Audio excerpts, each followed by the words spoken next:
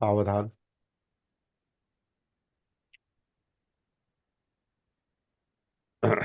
धम्मपद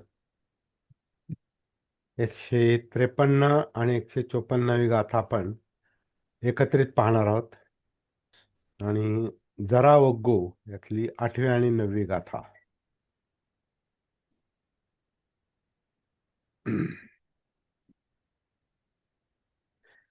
अनेक जाती संसारं संधा विसंग अनिबिसंग गहकारकं गवेसंतो दुःखा जाती पुनः पुनः गहकारक दिठोसी पुनगेहं न काहसी सब्बाते फासुका भग्गा गहकूटं विसंखितं विसंखार गतं चित्तं तन्नानं खयमज्झगा. याचा एकत्रित अनुवाद असा आहे की या शरीररूपी घराला बनवणाऱ्याच्या शोधात मी न थांबता अनेक जन्मांपर्यंत भवसागरात पळत राहिलो. काही शब्द मनाचे आहेत त्याच्यात. वारंवार जन्म घेणे दुःख आहे. हे घर बनवणाऱ्या हे घर बनवणाऱ्या आता तू दिसला आहेस. आता परत नवीन घर बनवू शकणार नाहीस. तुझ्या साऱ्या कड्या तुटून पडल्या आहेत. घराचे शिखर पण तुटले आहे, कोसळले आहे. चित्त संस्काररहित झाले आहे. तृष्णांचा क्षय झाला आहे. अशा अर्थाच्या या 2 गाथांचा एकत्रित त्यांनी अनुवाद केलेला आहे. गाथेमध्ये ते गहकारंग जे आहे ते गहकारकंग आहे.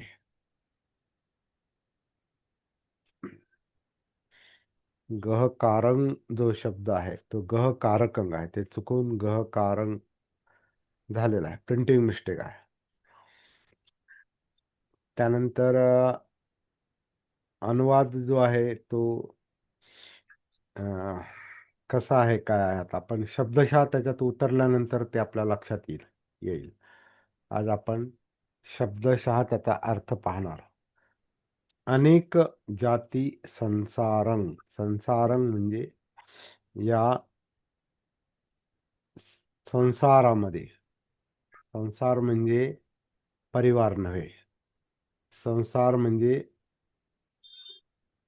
भवसागर ज्याला म्हटलेला आहे त्याला दुसरा शब्द संसार असा आहे. संसार. संसाराचा दुसरा एक म्हणजे त्याची ज्याला भाषेची उत्पत्ती जी आहे व्युत्पत्ती त्याला म्हणतात. संसार शब्द संसरण पासून आलेला आहे. संसरण म्हणजे एकातून दुसऱ्यात जाणे, दुसऱ्यातून तिसऱ्यात संसरण, त्याला संसार म्हटलेला आहे. तर जन्म, जरा, व्याधी, मरण, पुनर्भव वगैरे ह्या ज्या गोष्टी असतात ह्या संसरण आहेत. ह्या पुढे पुढे पुढे जातात. ट्रान्समिशन. तर इथं काय म्हटलंय, अनेक जन्मांमध्ये या संसारामध्ये अनेक जन्म संधा विसंग. तर संधा विसंग म्हणजे शोध घेणे.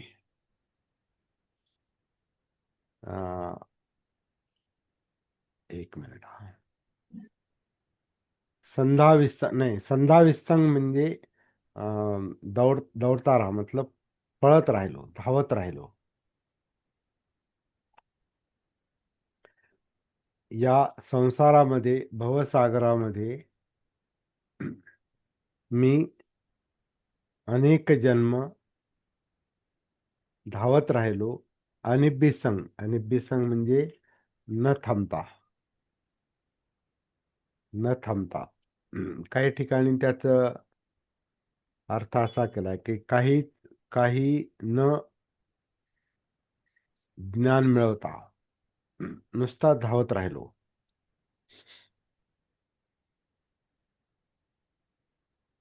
गहकारकं हे घर करणाऱ्या. गह गह म्हणजे गृह, कारक म्हणजे करणाऱ्या किंवा बनवणाऱ्या. हे घर बनवणाऱ्या गवे संतो, तुम्हाला गवसलास किंवा आता सापडलास किंवा सापडलीस, कारण हे तृष्णेला म्हणतात किंवा माराला म्हणतात. आता तू दिसला आहेस किंवा तू सापडला आहेस किंवा तू सापडली आहेस. दुःखा जाती पुनः पुन्हा,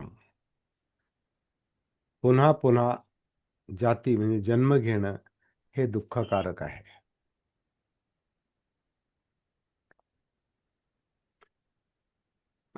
पुढच्या गाथेत असं म्हटलेलं आहे, गहकारक म्हणजे गृह बनवणाऱ्या, गृह निर्माण करणाऱ्या, तुला पाहिलेलं असल्यामुळे दिठ्ठोसी पुन्हा गेहंग न काहसी. तू पुन्हा गेहंग गृह घर न काहसी म्हणजे बनवणार नाहीस. सब्बा म्हणजे सर्व, ते म्हणजे त्या सर्व. सब्बा ते फासुका, फासुका म्हणजे आपण ज्याला खरं म्हणजे फासळ्या म्हणतो, फासळ्या. आता ह्या छपराच्या फासळ्या आहेत. हे घर म्हणजे छप्पर आहे, कारण याच्यात जे शब्द वापरलेत, आपलं तर आधुनिक याच्यामध्ये आपण त्याला बीम पिलर असं म्हणतो. बीम पिलर स्लॅब आणि भिंती असं आधुनिक घर आहे. परंतु छपराचं जे घर आहे, आता बुद्धांच्या काळात जे उपमा जी दिली ती त्यांनी छपराची दिलेली आहे. घराला छपराची उपमा दिली, शरीराला छपराची उपमा दिलेली आहे. मग त्याच्यामध्ये त्यांनी फासुका शब्द वापर, फासुका म्हणजे छपराच्या फासळ्या, म्हणजेच आपण ज्याला आता ज्यांना त्याचं ज्ञान असेल त्यांनी सांगावं त्याला काय म्हणतात. वरचं जे असं आडवं असतं त्याला आढे म्हणतो आपण, आढ. आणि त्याला आडेवासी. हा आडवं वास जे असतात, मोठे जे असतात त्याला काय म्हणतात, आडवं वास म्हणतात. हा. आणि आड म्हणतात त्याला, आड. आढ, हा म्हणजे आम्ही आढ हा, म्हणतो. तुम्ही काय म्हणता? आडच म्हणतात. आढ, बाकीच्या वास म्हणतात. हा. वासे म्हणजे फासळ्या. त्याच्यावर टाकून. हा, हा. म्हणजे असं जे आढ असतं आणि त्याला जे असतं त्या फासळ्या म्हणजे त्याला अं, वासे म्हणतात. आढ आणि वासे. आणि उभं जे असतं त्याला काय म्हणतात, आपण मेढ मेढ म्हणतो, ज्याला आपण पिलर म्हणतो आपल्या घरात, त्याला पिलर. तशी झोपडी ज्याच्यावर उभी असते त्याला आपण मेढ म्हणतो, मेढ. बरोबर. झोपडी डोळ्यासमोर आणायची आणि ह्या शरीराला झोपडीची उपमा दिलेली आहे. तर त्याच्या सगळ्या फासळ्या, त्याचे सगळे वासे भग्न केलेत, भग्न झालेत. आणि गहकुट म्हणजे ते वरचं आड, वरचं आड आणि मेढ ज्याच्यावर ते सगळं उभं आहे ते सगळं विसंखतम, मोकळं झालेलं आहे.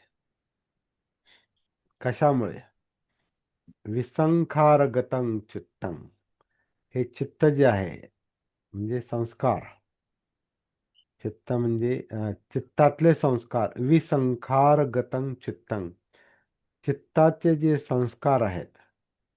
आणि चित्ताचे संस्कार म्हणजे तृष्णा आहे, त्याला तृष्णा म्हटलेला आहे, लोभ आणि द्वेष. तर त्याच्यातच सगळं बांधलेलं असतं.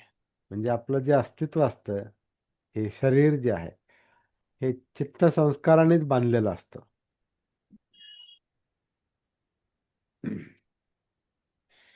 तर ते खिळखिळ झालंय म्हणे आता. विसंखार संस्कार म्हणजे बांधणं, संस्कारित होणं. आणि विसंखार म्हणजे त्याला विभक्त करणं, मोकळं करणं. ते चित्त आता संस्कार मुक्त झालंय, म्हणजे संस्कार त्याचे नष्ट झालेत. कशामुळे? तण्हानं. तर तण्हा म्हणजे ज्याच्यामुळे संस्कार बनतात, ती तण्हा किंवा ज्या संस्कारांमुळे तृष्णा सक्रिय होते, त्याचा त्याचा क्षय झालेला आहे. त्याचा नाश झालेला आहे. असं याचा शब्दशः अर्थ आहे दोन्ही गाथांचा एकत्र. आणि अर्थ पाहता पाहता आपल्याला त्या गाथेचा अर्थही लागून जातो. म्हणजे सगळ्यांना ते लक्षात आलं असेल की नेमकं काय म्हणायचंय. आता अं, ह्याच्यात आपण जेव्हा शिरू आपण चिंतन करायला लागू, तेव्हा आपल्याला अनेक गोष्टी हळूहळू लक्षात येतील. लगेचच लक्षात येतील असं नाही. हळूहळू लक्षात येतील.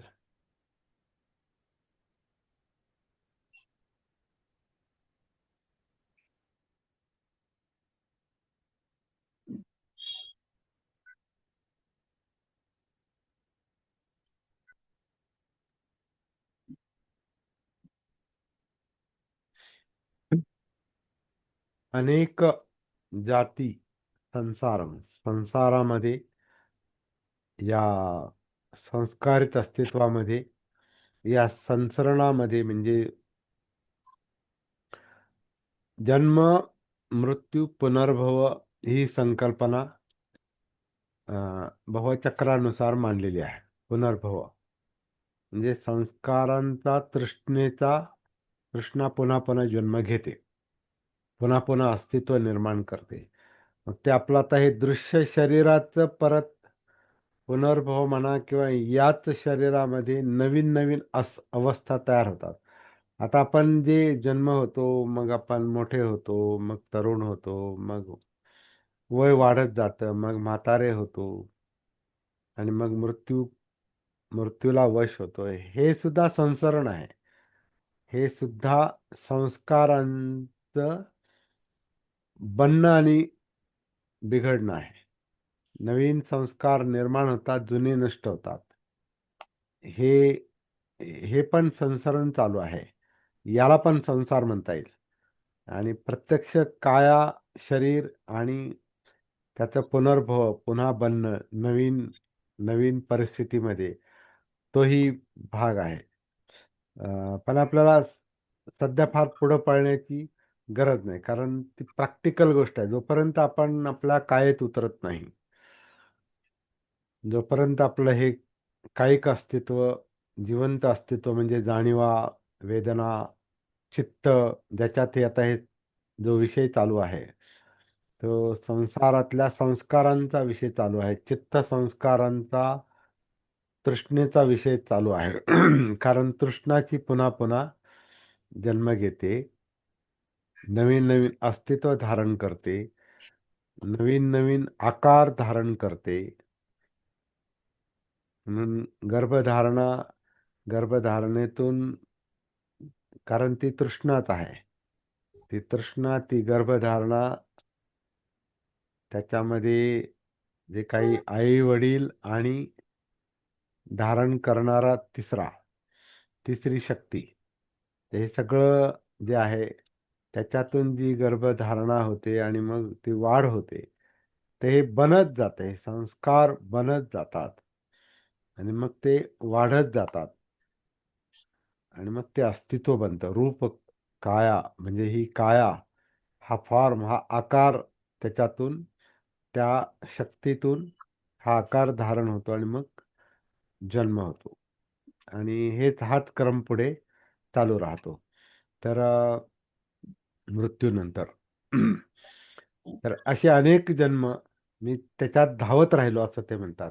आता हे ज्या गाथा आहेत ना, ह्या गाथा कधी म्हटल्या असतील, इतरत्र त्याचा उल्लेख असा आलेला आहे उदानाच्या स्वरूपात. उदानमध्ये असं म्हटलेलं आहे की जेव्हा ज्ञानप्राप्ती झाली म्हणजे समजलं अस्तित्व काय आहे, जीवन काय आहे, हे अं, हे शरीर काय आहे, शरीरातला जिवंतपणा काय आहे, त्याच्यात उतरल्यानंतर जेव्हा त्यांना ते जाणवलं असेल की ही जाणीवा काय आहेत, वेदना काय आहेत, चित्त काय आहे, विचारशक्ती काय आहे, इंद्रिय काय आहेत, जीवनाचं हे भौतिक अस्तित्व जे आहे, भौतिक आणि मानसिक अस्तित्व जेव्हा त्यांना स्पष्ट जाणवलं असेल तेव्हा त्यांना जे दिसलं, त्याचा जो बोध झाला, त्या बोध झाल्यानंतर त्यांनी हे उत्स्फूर्तपणे उद्गार काढलेत असं म्हटलेलं आहे.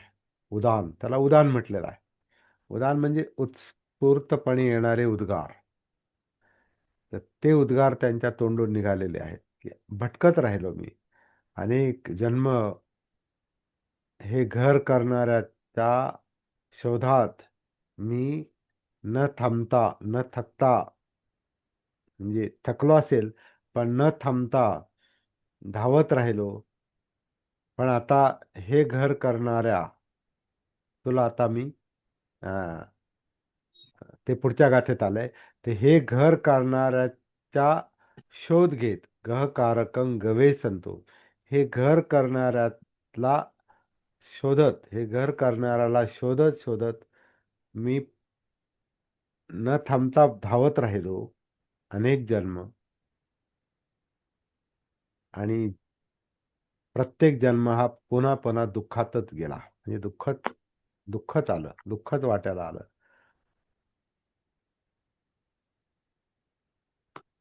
तेव्हा पण आता जेव्हा प्राप्ती झाली, जेव्हा हे सगळ्याचा बोध झाला, मग ते म्हणतात, आता हे कधी म्हणतात, उतरल्यानंतर, कायेमध्ये उतरल्यानंतर, चित्त समजल्यानंतर, मन समजल्यानंतर, आतल्या सगळ्या आतलं सगळं जे कार्यकारण भाव आहे, तो सगळी तृष्णा, इच्छा, आकांक्षा, बनणं, हे सगळं भव, हे सगळं बनणं, हे सगळं पाहिल्यानंतर, याचा बोध झाल्यानंतर ते म्हणतात, आता मी तुला पाहिलं.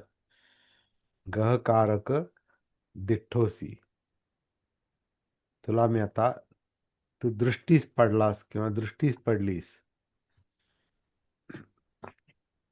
स्त्रीलिंगी म्हटलं तर तृष्णेला म्हटलं असेल, आणि पुल्लिंगी म्हटलं तर माराला उद्देशून म्हणू शकतात. तर दिठ्ठोसी, तुला मी पाहिलेलं आहे, आता तू दिसली आहेस किंवा तू दिसला आहेस. पुन्हा गेहंग न काहसी, आता तू परत घर करणार नाहीस, गृह बनवणार नाही, घर करणार नाहीस. कारण त्याची सती आली, त्याचा बोध झाला, त्याचं भान आलं की संस्कार काम करत नाहीत मग. आणि विशेषतः अकुशल संस्कार, वाईट संस्कार, तृष्णा, हे या निष्क्रिय होतात आणि त्याच्यामुळे दुःखमुक्ती मिळते. ती दुःखमुक्ती मिळाल्यावर मग त्यांना हा बोध झालेला आहे की आता आता दुःख देणाऱ्या तुला मी पाहिलेला आहे. हे घर बनवणाऱ्या म्हणजे दुःख निर्माण करणाऱ्या, कारण हे अस्तित्व दुःख आहे. संस्कारित सभ्य संखारा दुःखाती, हे घर हे अस्तित्व दुःख आहे, संस्कारित अस्तित्व. त्यामुळं ते संस्कारित अस्तित्व म्हणजे दुःख बनवणाऱ्या तुला मी आता पाहिलेलं आहे. आता तू परत घर बनवणार नाही, आता पुन्हा नवीन अस्तित्व नाही. तिथं त्यांनी असं म्हटलं की आता जन्म संपला, पुनर्भव संपला. आता पुनर्भव होणार नाही, कारण पुनर्भवाचं म्हणजे पुन्हा पुन्हा अस्तित्वात येण्याचं कारणच तृष्ण आहे, जे आपल्याला 12 निदानामध्ये दिसतं. अज्ञानातून म्हणजे अविद्येतून संस्कार, संस्कारातून ही कॉन्शियसनेस म्हणजे चित्त, म्हणजे विज्ञान त्याला म्हटलेलं आहे. अविद्येतून संस्कार, संस्कारातून विज्ञान, विज्ञानातून हे जिवंत अस्तित्व म्हणजे नामरूप, म्हणजे ही बॉडी आणि त्यातलं माइंड, चित्त जे आहे ते. तर ते सक्रिय होतं. नामरूप सक्रिय होतं. मग त्याच्यामध्ये त्याला त्या नामरूपाला म्हणजे या आकाराला अ, द्वार द्वार ओपन होतात. म्हणजे 6 द्वार, म्हणजे डोळे, कान, नाक, जीभ, त्वचा आणि मन, ही जी इंद्रिय आहेत यांना द्वार म्हटलेलं आहे. तर नामरूपातूनही 6 द्वार ओपन होतात जणू काही. षडायतन. मग ही 6 द्वार ओपन झाली की मग त्याचे त्याचे विषय. षडायतनातून स्पर्श म्हणजे विषय आणि इंद्रिय म्हणजे डोळ्यांचं पाहणं, कानाचं ऐकणं, गंध, चव, स्पर्श. आता ही इंद्रिय, सगळीच इंद्रिय गर्भाशयात सक्रिय नसतात. कारण आणि जरी सक्रिय असली तरी तिचा विषय ठराविकच असतील. आता डोळ्याला तर आत डोळे काय पाहतील? काही नाही, पोकळी आहे ती. कानाला काही आघात असतील, काही गंध, चव, त्याचं ज्ञान, तो एक वेगळा त्याचा अभ्यासाचा विषय आहे की ग गर्भामध्ये असताना म्हणजे गर्भावस्थेत असताना म्हणजे ती जी अवस्था आहे त्याच्यामध्ये किती इंद्रिय सक्रिय असतात किंवा काय काय सक्रिय असतं. आणि बाकीचं त्यांचं ते जे पूर्ण वाढ असते त्याच्यामध्ये मेंदू आणि हार्ट आणि बाकीचं जे तर हे काम करतं, परंतु इंद्रिय किती सक्रिय असतात हा एक वेगळा अभ्यासाचा मुद्दा आहे तो.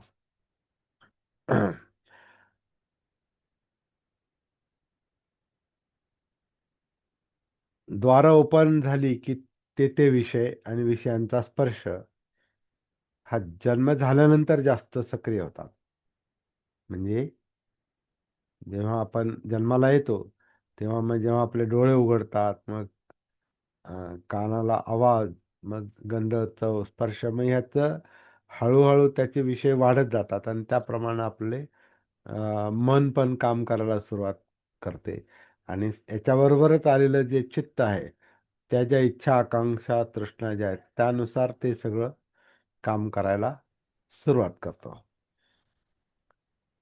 तर इंद्रियांचा स्पर्श, षडायतन, स्पर्श आणि स्पर्शामुळे होणाऱ्या जाणीवा म्हणजे विषय आणि इंद्रिय, डोळ्याचं पाहणं, कानाचं ऐकणं, नाकाचा गंध, जिभेची चव, त्वचेचा स्पर्श आणि मनातले विचार, ती इंद्रिय सक्रिय झाली का त्याच्यातून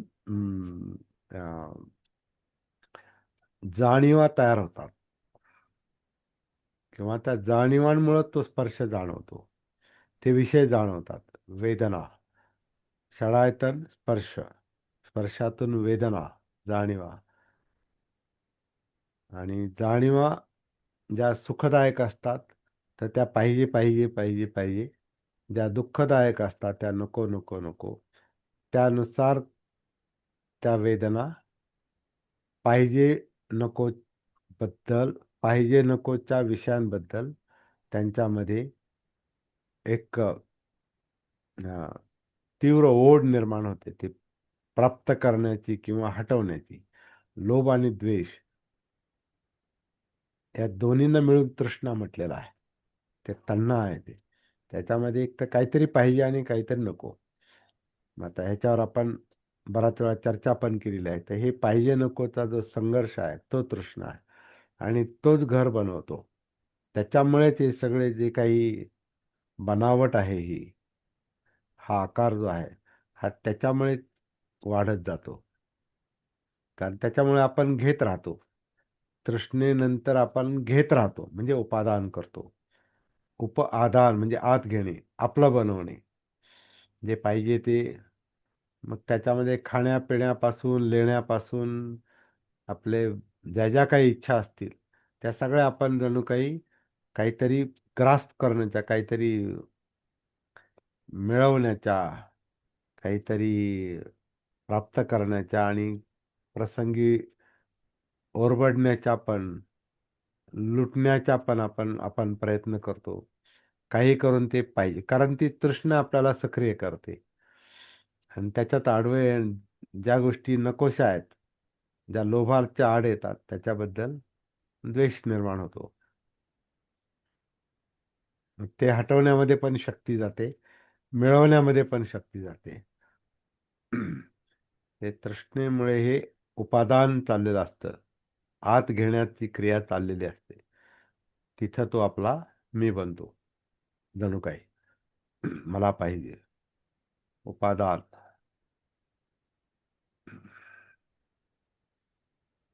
आणि जसं ते उपादान आपलं होतं, घेत जातो, तसं काहीतरी बनत जातं. काहीतरी आपला हा आकार वाढत जातो. म्हणून वयाबरोबर जे आपलं शरीर वाढतं, ते काहीतरी आपण कारण खातो पितो ते कुठे जातं मग? आपण जे इनटेक करतो, आपण जे उपादान करतो, आपण जे घेतो, खातो, पितो, हे सगळं शरीरवाढीमध्ये ते कामाला येतं. मग त्याच्यामुळे आपले काय म्हणतात, आपलं वजन वाढतं, आपली जी उंची जी आहे, हे तर नैसर्गिक जी काय वाढ आहे, ती तर चाललेलीच असते. परंतु त्याच्यामध्ये ह्या उपादानामुळे समजा एखाद्याला खूपच उपासमार असेल, तर त्याचं शरीर त्या प्रमाणात वाढत नाही. आणि तो हडकुळाच राहतो.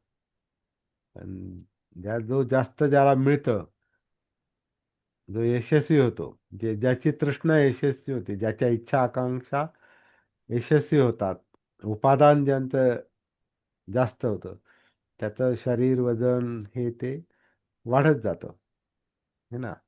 आणि त्याप्रमाणे क्रिया आणखीन वाढत जातात, आणखीन त्या वाढत जातात, वृद्धी होत जाते त्याच्यामध्ये. अशा प्रकारे ते काम चाललेलं असतं. भव असं बनतं ते मग. भव आणि भव. आता हे परत या या क्रियेला जन्मानंतरची क्रिया ही स्पष्ट दिसते. परंतु जन्म होण्याच्या आधी, म्हणजे गर्भाशयातून बाहेर येण्याच्या आधी पण हे काम चाललेलं असतं.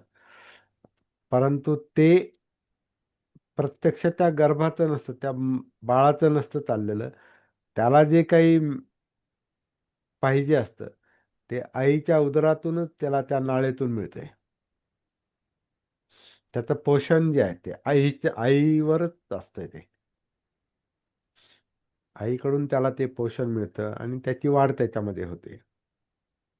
आणि त्याच्यामध्ये काही नैसर्गिक गोष्टी पण त्या चाललेल्या असतात त्या वाढीमध्ये.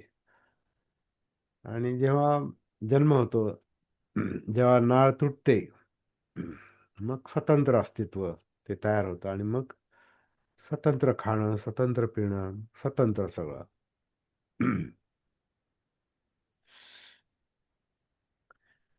तर जे बनतं, जो भव होतो, गर्भाशयामध्ये जो बनतो, जो आकार आहे, तो जन्म घेतो. कारण विशिष्ट वाढ झाल्यानंतर गर्भाशयातून जन्माच्या रूपाने ते बाळ जगात येतं. आणि मग त्याचं स्वतंत्र अस्तित्व, जन्म, त्याला जन्म म्हटलेला आहे. आणि जेव्हा जिथे जन्म होतो, म्हणजे बाहेर येतो आपण, तिथूनच आपली वाढ सुरू होते. त्याला जरा म्हटलेलं आहे. म्हणजे म्हातारपणाकडे ती वाढ आपली सुरू होते. वय वाढणं म्हणजे म्हातारपण, जरा. आणि एकदम म्हातारपण ज्याला म्हणतात, ती जरेचं एक पुढचं टोक असतं ते. अंतिम टोक, किंवा ज्याला आपण उतार वय म्हणतो, ते पुढचं टोक. आणि ते पुढचं टोक, त्याचा अंत जो आहे तो मृत्यू असतो. तर जन्म, जरा, म्हणजे वय वाढणं, म्हातारपण, त्याच्यामध्ये व्याधी दडलेल्या आहेत, म्हणजे दुःख दडलेलं आहे, ते जन्माबरोबरच आलेलं आहे ते.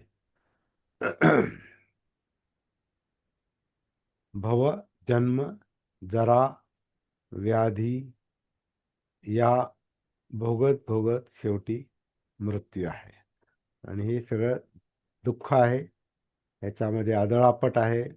म्हणून त्याला ते शब्द जन्म जरा व्याधी मरण दुःख दौर्मनस्य म्हणजे दुर्मन म्हणजे ज्या काही संतापजनक गोष्टी असतात, रडणं गागणं, त्या सगळ्या त्या गोष्टी मग ह्या दुःखामध्ये येतात त्या त्या व्यक्तीच्या अस्तित्वानुसार किंवा त्याच्या तृष्णेनुसार, त्याच्या इच्छा आकांक्षानुसार त्याची आदळआपट चाललेली असते. असं हे सगळं जन्माचं काम आहे. त्यामुळे ह्या जन्मातच मी धावत राहिलो, ह्याच्यातच मी पळत राहिलो आणि जन्म दुःखकारक झाला. गहकारक दिठ्ठोसी, आता मी तुला पाहिलंय म्हणे. हे घर बनवणारा, आता मी तुला पाहिलंय, पुनर्गेहन न काहसी, आता तू परत घर बनवणार नाही. आणि मग उपमा दिलेली आहे की तुझ्या ज्या सब्बा ते फासुका भग्गा, सगळ्या तुझ्या ज्या फासुका म्हणजे आपण त्याला फासळ्या म्हणतो किंवा वासे, आता घराचे वासे असतात, तर सगळे वासे तुझे भग्गा भग्न केलेले आहेत. गहकुटं विसंखितं, विसंखित म्हणजे खिळखिळ केलंय, मोकळं झालंय. घरात जे आढे आणि मेढी ज्या आहेत, जे बीम आणि पिलर, हे खिळखिळ झालेलं आहे. कशामुळं? विसंखार गतं चित्तं, आता हे चित्त जे आहे, हे चित्त त्याला पाहिल्यामुळे, ते दिसल्यामुळे म्हणजे चित्तानुसतीमुळे, चित्ताचं भान आल्यामुळं त्यातले संस्कार खिळखिळे झालेले आहेत. ते संस्कार मुक्त झालेलं आहे. विसंखार गतं चित्तं, चित्त हे संस्कार मुक्त झालेलं आहे आणि मग पळापळ थांबलेली आहे. म्हणजे तन्नानं क्षय मज्जगा, तृष्णेचा क्षय, क्षय म्हणजे क्षय, नाश, तृष्णेचा नाश, तृष्णा नाशाला गेलेली आहे, नाश पावलेली आहे. क्षय मज्जगा, अशा प्रकारे हे दुःखमुक्तीचं तंत्र जणू काय याच्यामध्ये सांगितलेलं. काय होतं नेमकं त्याच्यात? पण आता जेव्हा बुद्धांना ही प्राप्ती झाली, तेव्हा ही गाथा त्यांनी म्हटलेली आहे. ती या जरा व गो मध्ये टाकलेली आहे. इथं का टाकली हा पण प्रश्नच आहे.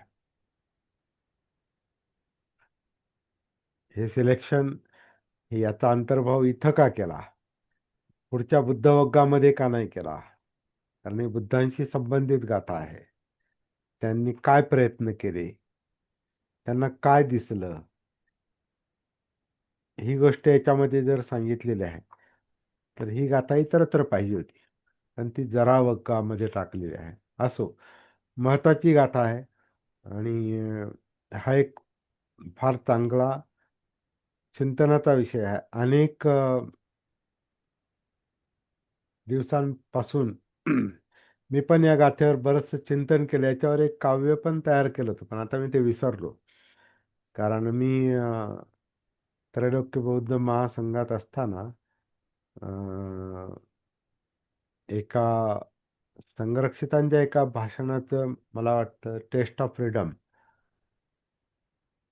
त्याच्यात त्यांनी या गाथेचा इंग्रजीमध्ये अनुवाद केलेला होता. त्याला मी काव्यबद्ध केलं होतं. ते मला ते बुद्धयान सापडलं नाही, मी शोधतो ते. त्या बुद्धयान मासिकामध्ये ते काव्य आलं होतं. राहुटीच्या निर्माणकर्त्या पाहिले तुला, आता मी बनविणार नाहीस कधीही घरटे पुन्हा हे, वगैरे वगैरे, असं काय. आता ते शब्द विसरलो मी, खूप वर्ष झाले त्याला, 25 वर्षापेक्षा जास्त काळ झाला आहे. 25-30 वर्ष झाले असतील त्याला. ते आत्ता मला ते आठवलं. असो, तर फार इंटरेस्टिंग गाथा आहे आणि आपल्या चिंतनाला, जागृत चिंतनाला फार मोठं खाद्य देणारी ही गाथा आहे. त्यामुळं आज मला जेवढं सुचलं ह्याच्याविषयी बोलायला. तेवढं मी आज बोललेलो आहे. फार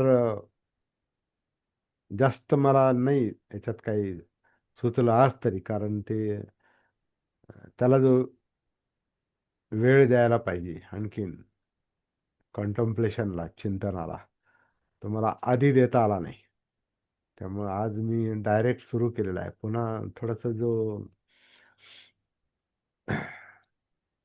त्रास जो आहे तोही थोडासा अडथळा आहे, मार आहे तो. जेव्हा आपण जास्त सक्रिय होतो तेव्हा मार पण सक्रिय होतो. विरोध विरोध करायला तो सुरुवात करतो. त्याच्यात हे आजार हा पण विरोधच आहे. म्हणजे कशी काय मुक्ती मिळवतो ते पाहतोच मी असे. कारण शेवटी त्याला पण जगायचं आहे ना, त्याला त्याला त्याचं जीवन आहे, माराचं पण जीवन आहे. त्याच्यामुळेच आपलं चाललंय सगळं हे. आणि दुसऱ्या बाजूला ते दुःख असल्यामुळे त्यातून सुटका पण पाहिजे. म्हणजे असं चाललेलं आहे, दोन्ही बाजूनी ओढाताण आहे आपली जीवनाची. पण ते कौशल्याने तो प्रश्न सोडवावाच लागतो. नाही सोडवला तर मग हे चाललेलंच आहे भवचक्र, अनेक जाती संसार, हे चाललेलंच आहे मग. पण जर हा विषय हातात घेतला तर जागृतीने सुटतो. तो सतीचा, हा सतीचा मुद्दा आहे, सतीचा विषय आहे. कायेत उतरायचं, जीवन पाहायचं, जे जाणीवा पाहायच्या, चित्त मन इंद्रिय, धडपड पळापळ धावपळ, त्याच्यात ही झोपडी दिसेल, ह्या फासळ्या दिसतील, हे आडे दिसतील, हे मेढी दिसतील, हे पिलर दिसतील, हे बीम दिसेल, भिंती दिसतील, सगळं जाणवेल हे उतरल्यावर. पण घरात शिरल्यावर घर दिसतं. बाहेरून घर दिसतं, पण घरात शिरल्यावर ते जरा जास्त त्याच्यातलं सगळं दिसतं. बाहेरून माणूस घर पाहतो तर काय दिसतं? भिंती दिसतील, आणि ते पण सगळं नाही दिसत. ज्या बाजूने आपण घर पाहतो तेवढाच भाग दिसतो. मग घराच्या अवतीभोवती आपण फिरलो तर ते दिसतं, पण वरचं छत दिसत नाही. छत दिसायला छतावर जावं लागतं. भिंती दिसतील, छत दिसेल, फाउंडेशन ते नाही दिसणार. आणि घरातलं ते बाहेरून दिसणार नाही.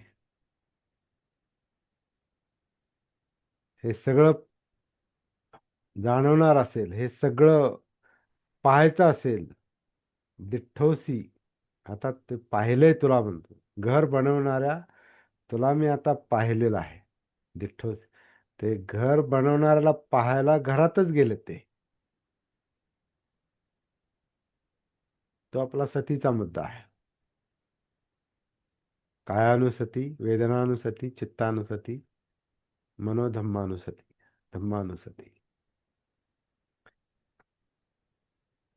तर ह्या गाथेमध्ये जे काही आलेलं आहे ना, तोच आपला सती साधनेचा विषय आहे खरं म्हणजे.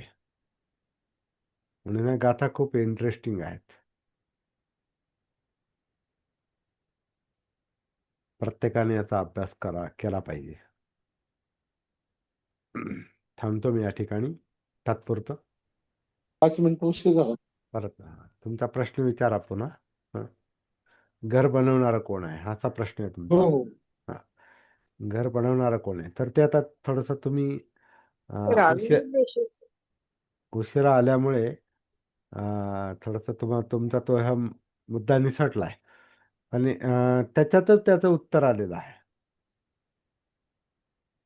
तन्हा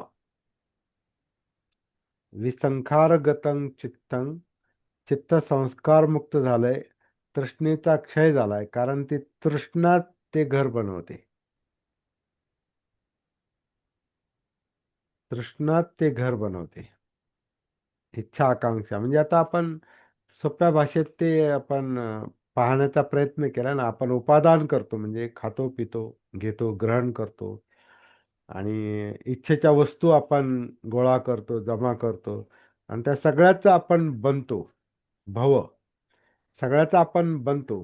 जे आपण प्रत्यक्ष इंटेक करतो म्हणजे घेतो खातो पितो, हे जे आपण आहे ते प्रत्यक्ष ते त्याचं रूपांतर जे होतं अन्नाचं रूपांतर ते वाढीमध्ये होतं. म्हणजे ते जे भव आहे ते जे बन्न आहे ते वाढत वाढत जातं, परंतु चित्त जे आहे म्हणजे इच्छा आकांक्षा तृष्णा हे चित्त जे आहे ते बाकीच्या गोष्टी पण धरून ठेवले धरतंय ना ते. म्हणजे इंद्रियांचे विषय. म्हणून आपलं घर पाहिलं समजा आपलं. आता हे शरीर म्हणजे हे घरच आहे. आता आपण ज्या घरात राहतो चारी भिंतीचं घर, त्याच्यातल्या वस्तू जर आपण पाहिल्या तर त्या सगळ्या आपल्या इच्छा आकांक्षाच्याच हे आहेत, वस्तू आहेत त्या. इच्छांचाच इच्छांचं ते बाह्य रूप आहे. उदाहरणार्थ आपण जे घर बनवतो ते घराचं जे घराची जी रचना असते ती आपण आपल्या आवडीनुसार आपण हे करत असतो, बनवत असतो आणि आपल्या क्षमतेनुसार, आर्थिक क्षमतेनुसार.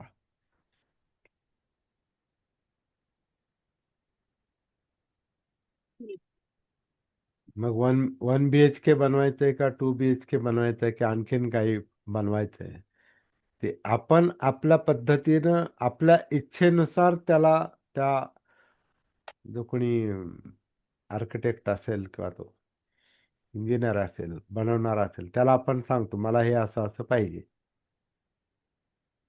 किंवा आपण रेडीमेड घेतो तर ते सुद्धा आपण पाहतो की कसं आहे घर, आपल्याला सुटेबल आहे का, आपल्याला पाहिजे तसं आहे का. तर आपल्या इच्छा आकांक्षा ह्या आकाराला जन्म देतात. म्हणजे हेच आपल्या शरीराला जर लागू केलं तर आपल्या ज्या इच्छा आकांक्षा असतात, समजा गोडच फार आवडत असेल तर माणूस गोड जास्त खातो. तिखट आवडत असेल तर तिखट जास्त खातो. तेलकट तुपट जास्त आवडत असेल तेलकट तुपट जास्त खातो. शाकाहार आवडत असेल तर शाकाहारी खातो, मांसाहार असेल तर मांसाहारी खातो, मांसाहारी बनतो जास्त. मद्यपानाची तृष्णा असेल तर मद्यपान करतो. ती इच्छा कमी झाली की मग मद्यपान बंद करतो किंवा बाकीच्या सगळ्याच गोष्टीला लागू पडतं. इच्छा आकांक्षा तृष्णा ह्याच आपल्या कृतीला जन्म देतात आणि जी कृती आपण करतो त्याचा आपल्या शरीरावर किंवा या अस्तित्वावर परिणाम होतो. मग हे घर कोण बनवतं? सरळ सरळ उत्तर आहे. परंतु ह्याचे बारकाईने याचं परीक्षण निरीक्षण करणं हे सतीनं जागृतीनं शक्य आहे. म्हणजे आपल्या जीवनाकडे पाहणं आहे, हे जगणं अनुभवणं आहे. हम्म. आणि मग आपल्याला ते कळतंय. हं,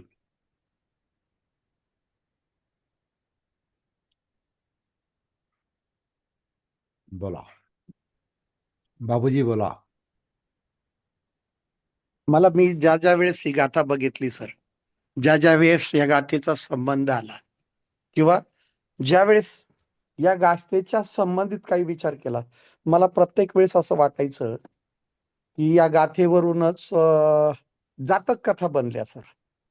अनेक जातक कथा सांगतात बोधिसत्वांचा तो जन्म, मग ती परिस्थिती, समजा माझा तो क्षण, मी त्या क्षणाला केलेला विचार म्हणजे तो माझा पुनर्जन्म काय.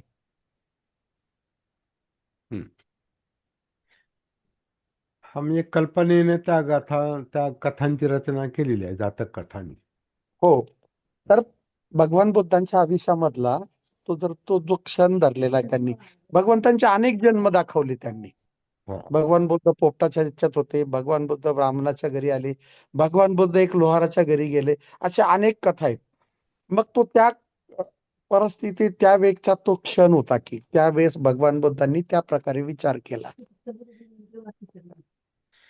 हम्म.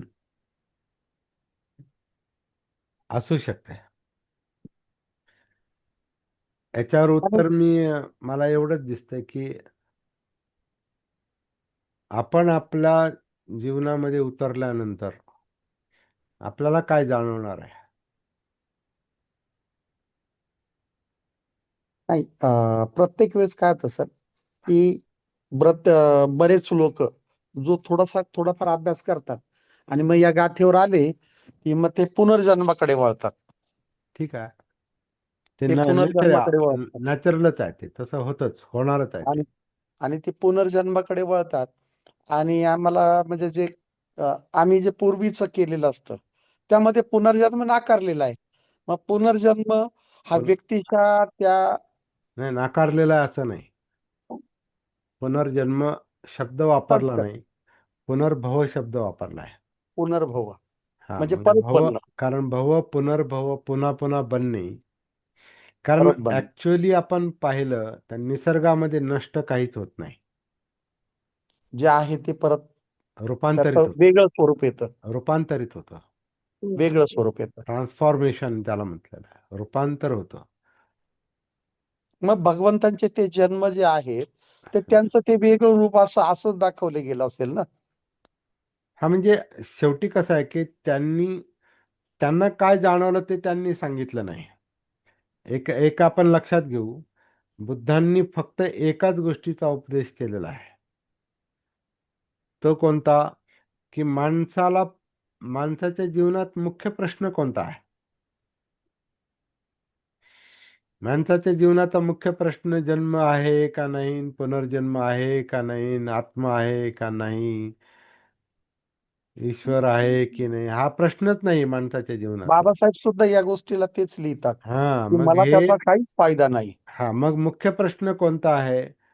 की आपल्याला जगताना काहीतरी त्रास आहे.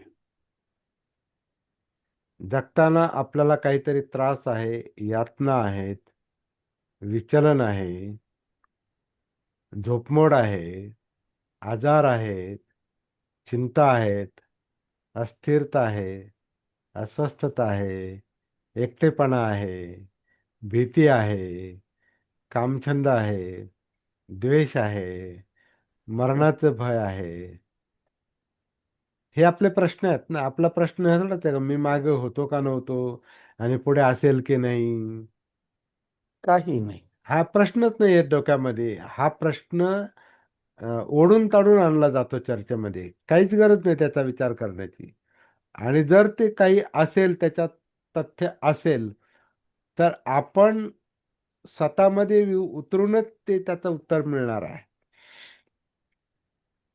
बुद्धांनी याच्यावर काही सांगितलं नाही खरं म्हणजे. हे इतर लोकांनी त्या गोष्टी हो. घुसडलेल्या आहेत. आणि आणि विशेष म्हणून करून म्हणून त्रिपिटक विकृत झालं, जे बाबासाहेब म्हणतात ना. त्रिपिटक जे पझल बनवलेलं आहे ना, ते त्याच्यामुळेच. बहुतेक हे जे विचार जे आहेत ना ते हे जास्त समाजामध्ये पेरले जातात भंतेजीकडून. या गोष्टीचं म्हणजे त्याला ते केलं जातं, कर्मकांडाकडेच झुकवले जातं. मग त्याच्यामुळे काय होतं, मुख्य प्रश्न ज्याच्यावर विचार करायला पाहिजे तो होतच नाही ना.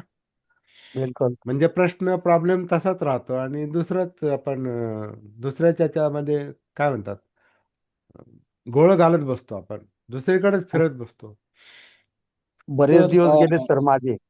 यामध्ये, सर बरेच मला दिवस गेले. याच्यात एक ऍड करायचं आहे की आपलं ट्रान्सफॉर्मेशन होतं. म्हणजे काल जे तुम्ही होते ते आज तुम्ही नाहीये. काल मी जसा होतो तसा आज मी नाहीये. ऍक्च्युअल मला आणि याच उद्याही गोष्टीला जन्म मी म्हणायचा तसं आहे. राहणार नाही. म्हणजे कंटिन्युअस चेंज होतो असं दाखवायचं असणार याच्यातून. आत्ताच याच क्षणात आपण 1 तासापूर्वी वेगळे होतो, आत्ता वेगळे आहोत. हो.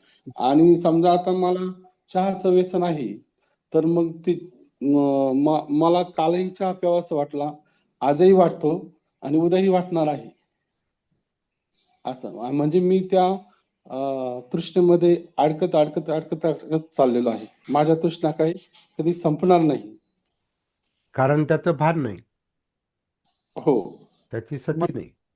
मग म्हणजे या प्रत्येक क्षणमध्ये एक जन्म आहे ना. पुनर्जन्म जो आहे, हा. पुनर्जन्म जो आहे तो असा सांगितलेला असावा की प्रत्येक क्षणाला तुमचा बदल होते असं. प्रश्नच नाही, तोच आहे मुद्दा. कारण जन्माचा संबंध भवाशी आहे, भव बनणे.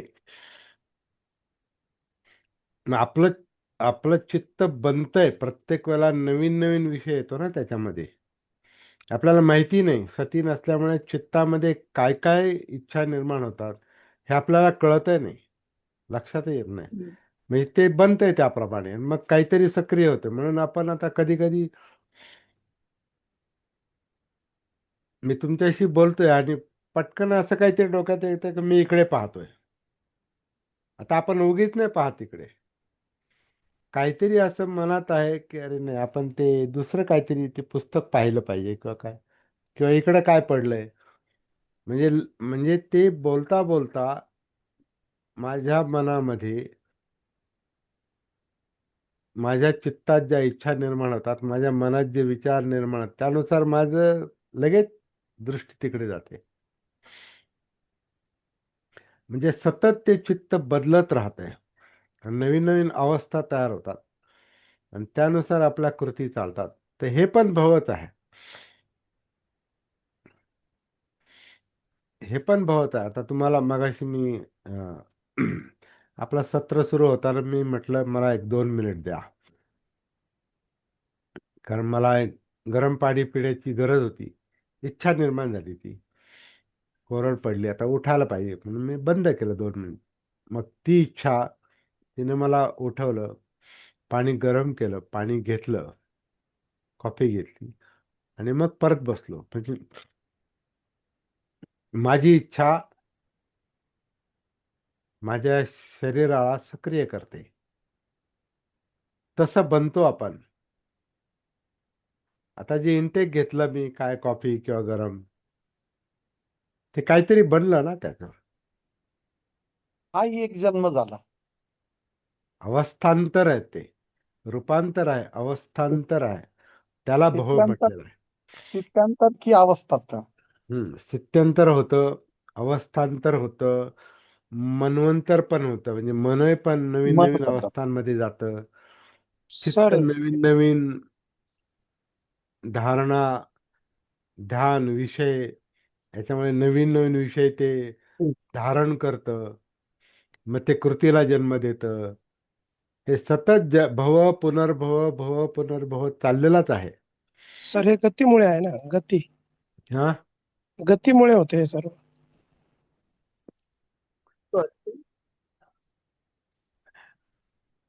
ही गती आहे. गतीमुळे हे होतं असं नाही, हे बनणं होणं ही गती आहे. हा तेच. शब्द सांभाळून वापरायचे.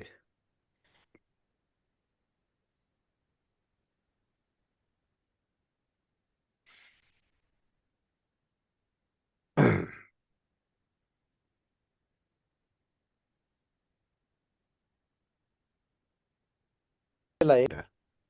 हा, बोला. गाथेमध्ये जो म्हणजे शब्द किंवा अर्थ आलेला आहे त्याचा जाती पुनंग पुनंग. तर ही जाती म्हणजे जन्म हा त्या त्या क्षणाचा आहे, त्या वेळेचा आहे, त्या परिस्थितीचा आहे, किंवा त्या शरीराचा आहे, किंवा मनाचा आहे. आपण आता सतीचा अभ्यास करतो, तर ह्या चारही गोष्टी ज्या आहेत ना, ते एकत्रच आहेत. बर. शरीर, काया, कायातल्या जाणीवा, म्हणजे जिवंतपणा आपण त्याला म्हणतो, जाणणं, बोध, वेदना, फिलिंग, हा कायेतला, जिवंत कायेचाच भाग आहे तो. बर. आणि त्या जाणीवांमध्ये, त्या वेदनांमध्ये सुख दुःख आपल्याला जाणवतात. विशेष तीव्र सुख आणि तीव्र दुःख. म्हणजे मूर्छित ज्या जाणीवा आहेत त्या नाही जाणवत, अस्पष्ट ज्या आहेत त्या जाणवत नाहीत, पण तीव्र दुःख, तीव्र सुख आपल्याला ह्या कायेतच जाणवतं. म्हणजे काया आणि जाणीवा ह्या वेगळ्या नाहीत. सुखदुःख वेगळे नाहीत. सुखदुःखाचं कारण चित्त आहे. चित्त म्हणजे जे त्याला आपण भावना म्हणतो, आपल्या मराठीमधले भावना, पाली भावना नाही, मराठी भावना, इमोशन्स, इच्छा, आकांक्षा, तृष्णा, ज्या पळापळ करतात, ज्या सक्रिय करतात, ज्या गती देतात, या त्याला आपण विज्ञान पण म्हणू शकतो. त्या इच्छा आकांक्षा आपल्याला आपल्या डोळ्यात पण आहेत, आपल्या कानात पण आहेत, आपला गंध आहे, आपली चव आहे, आपला त्वचेचा स्पर्श आहे, मनातले विचार आहेत. तर ह्या इच्छा आकांक्षा तृष्णा या इंद्रियाद्वारे सक्रिय राहतात. म्हणून त्याला कामतृष्णा म्हटलेलं आहे. काम म्हणजे इंद्रिय काम का, इंद्रिय तृष्णा आहेत त्या. तर ती त्या कायतच आहेत. आणि ह्याच्यावर आपण जे शब्दाच्या माध्यमातून किंवा विचारांच्या माध्यमातून जे व्यक्त करतो, विचार आपण शब्दातून व्यक्त करतो, मनात विचार चालतात, हाही कायेतलाच भाग आहे. मग काया आणि हे चित्त मन वेगळं कुठे आहे? मग जन्म जाती जो आहे, ही सामायिक गोष्ट आहे. तर एकच शाब्दिक नाही. नाही सांगता हा? शाब्दिक नाही सांगता येणार मला, परंतु माझ्या म्हणण्याचा अर्थ असा आहे की तो क्षण, सुखद क्षण, दुःखद क्षण, म्हणजे हा तो जन्म आहे काय? अं, तो क्षण, त्यावेळचा, त्या परिस्थितीनुसार त्यावेळचा तो क्षण म्हणजे एक जन्म. तो जन्म म्हणता येईल, बरोबर आहे. तो सुखद जन्म असेल किंवा दुःखद संस्कार असेल. एक संज्ञा उपजन्ति एक संज्ञा निरुज्यन्ति, असं काहीतरी. एखाद्या विचाराचा उदय आणि अस्त किंवा एखाद्या भावनेचा उदय आणि अस्त हा पण भाव आहे, हो हा सर. पण जन्म आहे. हा पण त्या भावनेचा जन्म आणि मरण आहे, हा पण त्या विचाराचा जन्म आणि मरण आहे. त्यामुळे हे सतत चालणारं काम आहे. पण आपल्याला जे दिसतं ते भौतिकदृष्ट्या जास्त दिसतं. म्हणजे एखादा माणूस आहे आणि गेलाय, एखादं झाड आहे आणि गेलंय. आपल्याला भौतिक अस्तित्व जे असतं ना, फॉर्म, आकार, ते लवकर लक्षात येतं कारण ते दिसतं. परंतु आपले विचार, आपले चित्त, त्यातल्या इच्छा आकांक्षा, त्यातल्या जाणीवा, ह्या त्याची सती असल्याशिवाय, त्याचं भान असल्याशिवाय जाणवणारच नाहीत. तिथं आपण उपस्थित पाहिजे ना. जेव्हा विचार येतो तेव्हा तिथं सती उपस्थित असेल तर तिला कळेल का हा विचार मनात येतोय. चित्तामध्ये काही भावना असेल, इच्छा असेल, तर तिथं जर सती उपस्थित असेल म्हणजे चित्तानुसती असेल तरच आपल्याला ते जाणवणार आहे. म्हणजे सगळा अभ्यास हा जागृतीचा आहे, सतीचा आहे. जोपर्यंत तो अभ्यास होत नाही तोपर्यंत शब्द पण कळत नाहीत, तोपर्यंत कन्फ्युजनच राहणार, गोंधळत राहणार. म्हणजे आज जसं आपल्याला डोळे व्यवस्थित आहेत तर दिसणार आपल्याला, पण डोळे आपले व्यवस्थित नाहीत तर आपल्याला काहीच दिसणार नाही ना व्यवस्थित. किंवा समजा आपल्याला फार म्हणजे डोळे क्षीण झालेत किंवा आपल्याला नंबरचा चष्मा आहे आणि चष्माच नाही आता आपल्याकडे, म्हणजे आपल्याला अंधुक दिसतंय, चष्मा नाही आपल्याकडे, अंधुक दिसतंय. मग अंधुक जे दिसतंय ते आपण काय म्हणतो, हा नीट दिसत नाही. तशी आपली जागृती सती जर व्यवस्थित आपली डेव्हलप झालेली नसेल तर आपल्याला हे अस्तित्व पण, आपलं जीवन पण नीट दिसणार नाही, कळणार नाही. असा तो मुद्दा आहे. आणि दुसरा एक महत्वाचा मुद्दा असा मला वाटतो की जोपर्यंत आपली बेसिक तयारी होत नाही तोपर्यंत या प्रश्नांचे उत्तर लगेचच मिळेल याची आपण काय म्हणतो, आपण अपेक्षा पण धरू शकत नाही. नाही, आपल्याला नाही तेवढं दिसत नाही ना आपल्याला. म्हणजे अंतर्दृष्टी ज्याला म्हणतात, सम्यक दृष्टी जी आहे, जेवढी दृष्टी आहे तेवढी समज आहे.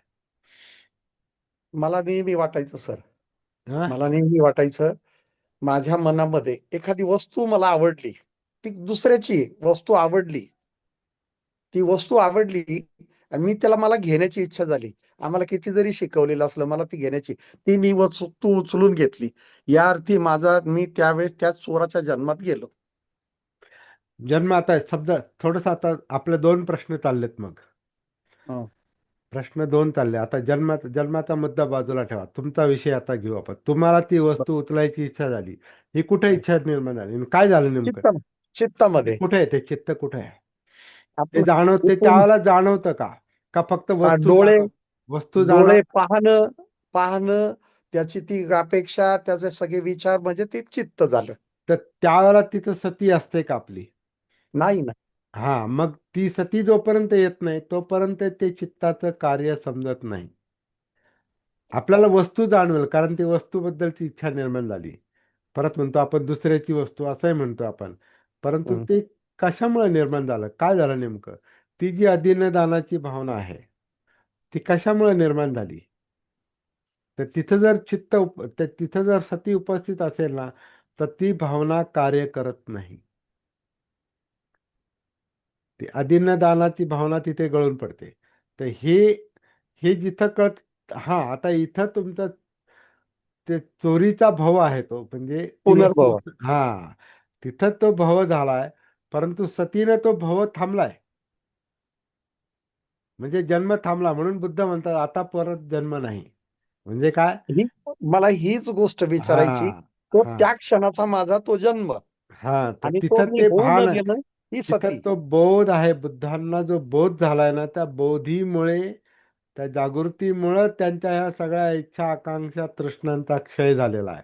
म्हणून तन्नानं क्षय मज्जगा, तृष्णेचा क्षय झालाय म्हणजे ते भवच थांबलं. ते होणारच नाही तसं, ती वस्तू उचलणारच नाही, किंवा ते तसं चुकीचं काम होणारच नाही. का? तर तिथं जागृती आहे, सती आहे, तिथं बोध आहे. हा मुद्दा आहे.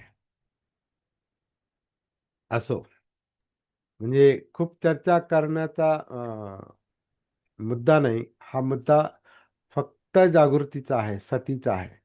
आणि शांतपणे ते काम करायला पाहिजे आपण. मग आपल्याला त्याची उत्तरं सापडत जातात. हा फक्त चर्चा करून याची उत्तरं नाही सापडत, कारण ही प्रॅक्टिकल गोष्ट आहे. करून पहा. पासूनच आपण त्याच्या हा, बोला बोला, परत बोला. तुम्ही आता जे काही स्पष्टीकरण दिलं ते अगदी बरोबर वाटतंय. कारण की बऱ्याच वेळेस मी म्हणजे सिंपल एक्झाम्पल देतो की आपण कुणाला सांगितलं की विचारलं की मला हे व्यसन सोडायचं आहे, तर ते सांगतात की कंट्रोल करा, असं करा, तसं करा. परंतु सती जी आहे हे कुणी सांगत नाही आणि कोणालाही ते कळालं नाही. मी सतीनेच सगळ्या गोष्टी शक्य होतात अगदी बरोबर आहे. असं आहे ते. मग आपण बाकीच्या म्हणजे तिथपर्यंत जातो, असं करा तसं करा म्हणतात, हा, परंतु नेमकं कसं आपण करायचं हे शिकवायचा कुणीच प्रयत्न सांगत नाही. करतो. शिकवायचा प्रयत्न आणि करतो, उपदेश देतो. आणि- हो, आणि नेमकं कसं करायचं किंवा हे कसं साध्य होईल हे कुणीच सांगत नाही. हा, तोच की मुद्दा जे आता महत्वाचा आपण आहे. जे आपण सांगतोय म्हणजे त्याचा स्टडी करतोय आपण. हो हो हो, अगदी बरोबर आहे. हाच मुद्दा महत्वाचा आहे की ते कसं होईल. हम्म. उपदेश देणं महत्वाचं नाही, हे कसं होऊ चांगले चांगले मोठे शकतं. मोठे डॉक्टर सुद्धा मोठे मोठे डॉक्टर सुद्धा हे सांगू शकत नाही, सायकोलॉजिस्ट सुद्धा सांगत नाही. ते डायरेक्ट कस त्याचा इफेक्ट सांगतात, परंतु कसं होईल हे कुणी सांगत नाही. तो मुद्दा त्यांच्या लक्षात तो निसटलाय, त्यांच्या बऱ्याच लोकांकडून हो. हा मुद्दा निसटलाय.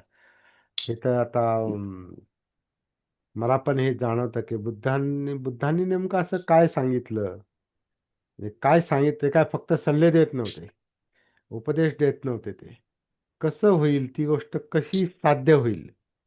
आता आपल्याला पुन्हा पुन्हा माझ्या आवडीचा प्रसंग म्हणजे धम्म शिकण्यासाठी किसा गौतमीचा मुद्दा आहे, किंवा अंगुलीमालाचा मुद्दा आहे. काय सांगितलं असेल की त्याला इच्छाच झाली नाही पुढचं पुढचं काम करायची, किंवा काय सांगितलं किसा गौतमीला की त्याला ते समजलं का हे जीवन असंच आहे. मृत्यू येतो हे असंच आहे, हे असं जीवनाचं स्वरूपच असं आहे. हे त्याला कसं काय लक्षात आलं आणि तिने ते डेड बॉडी सोडून दिली. तर ते जी जी जागृत होण्याची, भानावर येण्याची जी प्रक्रिया आहे ना, ती प्रक्रिया बुद्ध सक्रिय करत असावेत. भानावर आणण्याची म्हणजे ते कळतं त्याला, समोरच्या माणसाला कळतं आपण काय करतोय ते, काय नाही, सत्य कळतं त्याला. आता बाबासाहेबांचं पण बघा, लोकांना जागं केलं. जागं केल्यामुळं त्यांना त्यांच्या जगण्याचं भान आलेलं आहे, की आपण कसं जगतो, कसं राहतो, काय खातो, कुठे राहतो, कसं वागतो, कसे मिंदे आहोत, कसे पारतंत्र्यात आहोत, कशी गलितगात्र अवस्था झाली, कसे आपले हाल चाललेले आहेत, कशामुळे चाललेले आहेत, हे सगळं बाबासाहेब त्यांना भान आणून दिलेलं आहे बाबासाहेबांनी. म्हणजे लोकांना जागं केलेलं आहे. जागं केल्यामुळं ती चळवळ उभी राहिलेली आहे. म्हणून जागृतीचा अग्नी तेवत ठेवा. जागं होणं हाच सेंट्रल पॉइंट आहे. तो सतीचा मुद्दा आहे.